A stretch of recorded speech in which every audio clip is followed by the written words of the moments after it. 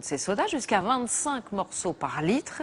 Plus surprenant, il y a aussi des traces infimes d'alcool dans certains colas. Explication Perrine Bonnet, Jean-Jacques Le Garec.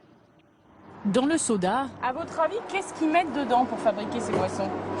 Oh, beaucoup de choses. on ne sait pas vraiment ce qu'on boit. Je sais pas, j'ai pas d'idée en fait. Du colorant, conservateur, qu'est-ce qu'il peut y encore avoir à l'intérieur? Ouais, plein de produits chimiques, on va dire, quoi. Il n'y a pas grand-chose, c'est fade, il n'y a pas de sucre.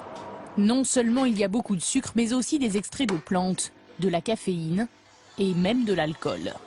C'est ce que révèle une enquête de 60 millions de consommateurs qui a fait analyser le contenu de 52 sodas. Les étiquettes mentionnent pour la plupart 2% d'arômes naturels, sans plus de précision. Les scientifiques de 60 millions, eux, ont repéré des extraits de cannelle, de noix de muscade, d'agrumes et de baume du Pérou.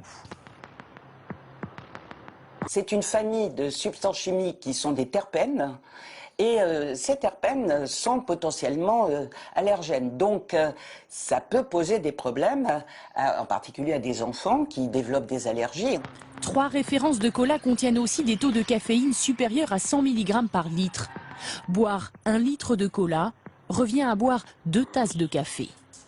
Enfin, des traces d'alcool ont été trouvées dans 10 marques de soda. La quantité varie de 10 à 272 mg par litre, soit un taux d'alcool de 0,03%, faible mais présent. Mais le plus inquiétant reste toujours le taux de sucre, qui n'a quasiment pas diminué depuis la dernière enquête de 2005. 1 litre de soda revient à avaler en moyenne 17 morceaux de sucre.